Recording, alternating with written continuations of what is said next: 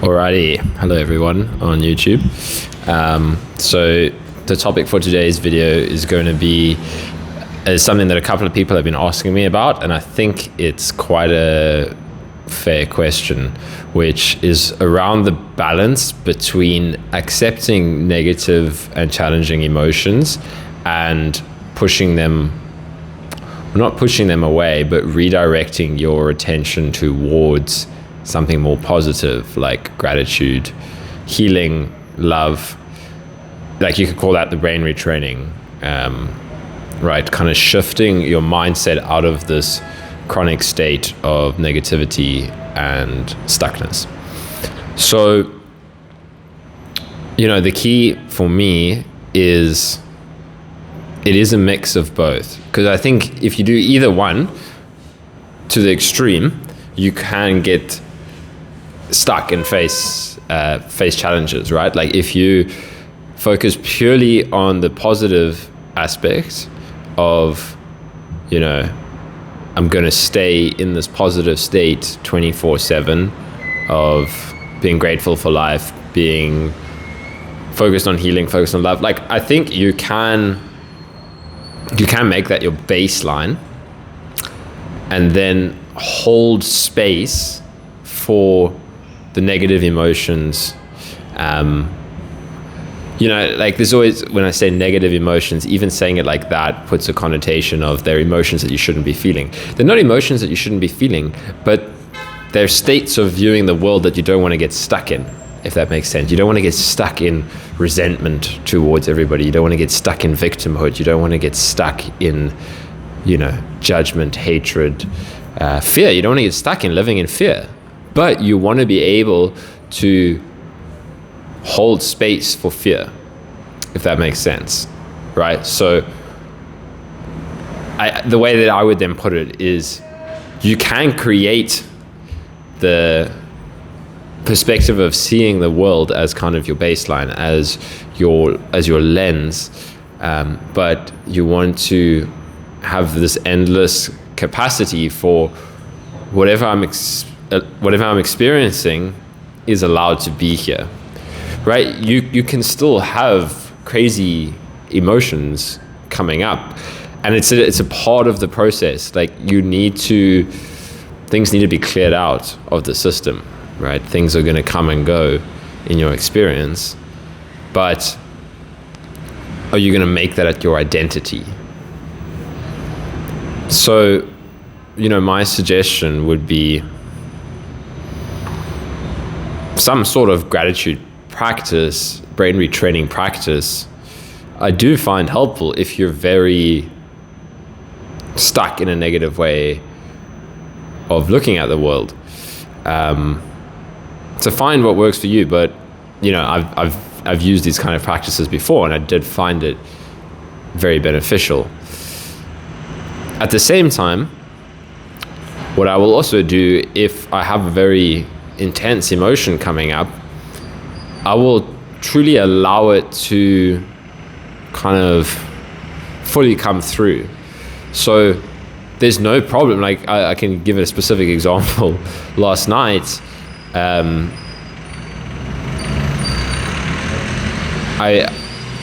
it's interesting, when the emotion comes, you don't actually know where it comes from or where it starts or whatever, but all of a sudden, this intense kind of rage and anger and hatred, I would say all of those three are mixed together, was arising in my experience. But I would say the difference is, as an emotion, it's not like a world view that I'm carrying 24/7, if that makes sense. I could feel it as, it was a curious exploration even. It was like, wow, I could feel this energy of wanting to just like go into the kitchen and grab something and smash it, right? Like, if I felt into it, I was like, what is this emotion, this energy that I'm feeling? What is like at its root? And that's what I felt. I was like, I just want to destroy something. I just want to smash something. Now, in my perspective, that's different from walking around and actively, running a narrative in your head saying that I'm so angry at everybody, and truly believing that narrative. It comes down to identification for me. So for me, it was actually quite a powerful and, almost say enjoyable experience to feel into this rage, and the energy behind it was strong. I didn't smash anything, because I don't think the Airbnb I'm staying in would appreciate that. So I just did like a whole bunch of push-ups, and I could feel like the intensity of that energy, basically. And I really,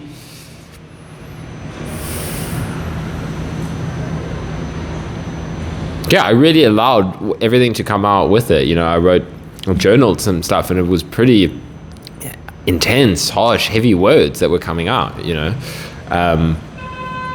So, but I allowed it. So I guess the point I want to make here is that that's okay. Like that stuff needs to be released. That's part of the releasing the emotion work, the shadow work. Like, I don't know if some people don't go through that. There's lots of people that talk about the brain retraining and whatnot, but I'm just sharing from my perspective. Like, that's something that I would go through. But then at the same time, if I'm noticing that I'm stuck in a rut, that would be the difference, like a feeling of stuckness, then I would say, okay, I need to, what do I need to change? What is my worldview currently that's keeping me stuck in a certain way of being, right? And and recently there's a couple of changes that I've noticed that are important. Like, I want to get out and engage more, and I'm going to get a job again, and all of these kind of things, as opposed to sitting at home and, like,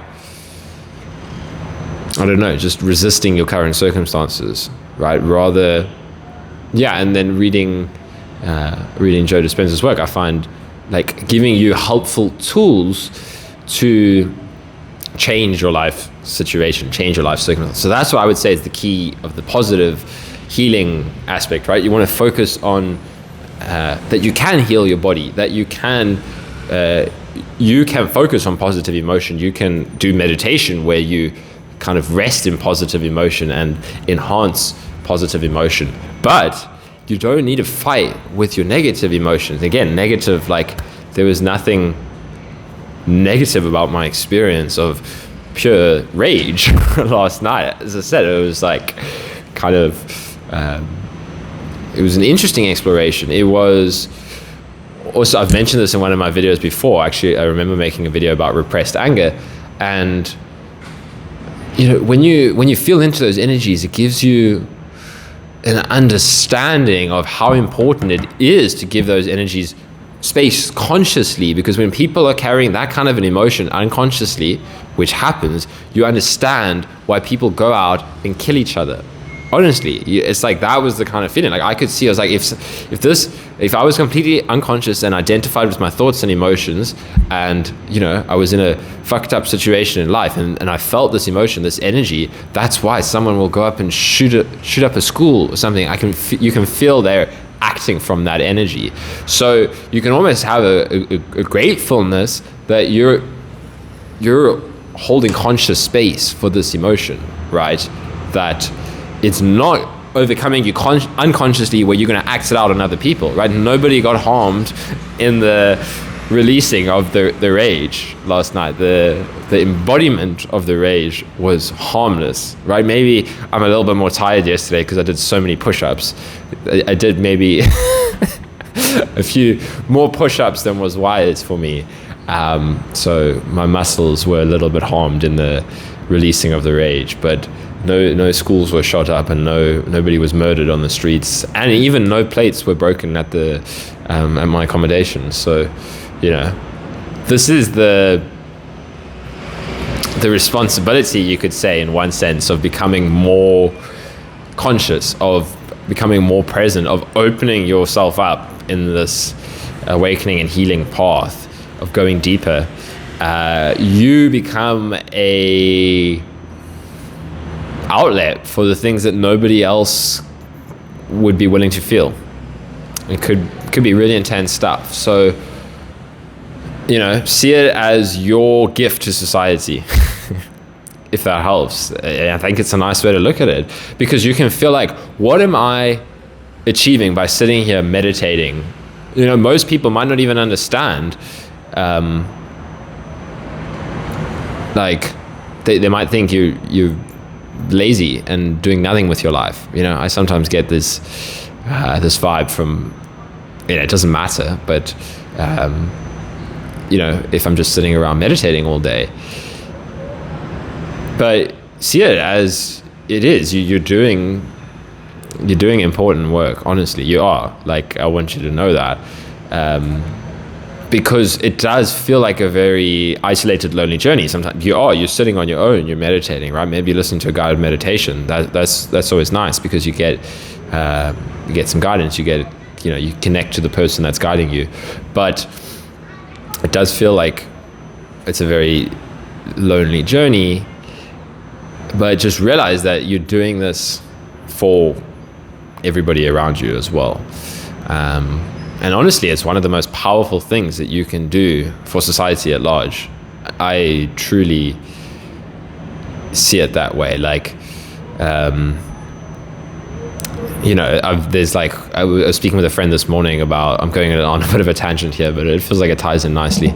I was speaking with a friend this morning about social activism and those kind of things. And so much of that is just reactivity, right? Somebody getting triggered by something and then deciding they're going to post all about that and make that their identity. But you're just fueling conflict. I'm not going to go into this whole thing, but I think one of the greatest things that you can do to help fix all the turmoil that's going on in the world and in society is to work through your own inner work, so that you're no longer projecting more stuff out there into the world, and you become a conduit for the things that nobody else will feel. It really does work that way. You might be shocked by some of the things that you'll experience, but by you taking that on, and you're not taking it on consciously. I didn't say, hey, Rach, come on, let's go. It just comes through your experience. You're not projecting it onto somebody else. You're not going out and hurting anybody and all of that. So I think that's helpful to realize that you're doing something bigger than yourself. It can be helpful, really. So thank you for the work that you're doing. And because the reason I can relate to that is because I often feel like, it's people don't understand what you're doing, and that's part of it. And then on the other side of it, I'm looking to go more into actively doing things, engaging more and more in the human dynamic. That's just been feeling important for me. It's no longer so much about retreats and all of that. It's about getting in there in the human world. So we'll see where that goes. But to sum up the points of this video, it is I would say it is about mindset and seeing everything as an opportunity and retraining that perspective, right? So seeing when you're getting caught up in your own negativity and your own resistance and your own anger at life, anger at the world, and then allowing that to come out through emotional embodiment, through sitting with it, through feeling into it, through going deeper into it. And then at the same time, not seeing that as your worldview. I understand why this can sound confusing to people. Even me, I sometimes kind of, get confused over the approach. But that's my perspective on it. Is you can do both, right? You can acknowledge the shadow work. You can, and you have to process this. You have to let it out. You don't want to bottle up. You don't want to fight with your emotions. Let it out. And it will get dark. It can get incredibly dark. But don't let it break you. Let it break you in the sense of maybe like the emotions that you need to feel are ones around brokenness, if that makes sense. But hold space for it. And then as much as you can, focus on, taking reins on your attention and placing it in empowering ways, right? you really can shift your life. And then it's about using tools, right? So that's, as I've mentioned, Joe Dispenza's work a lot recently. If you can, maybe that's not the tools that work for you, but it is helpful to have tools, you know. So I hope that clarifies that a little bit, and all the best to everybody.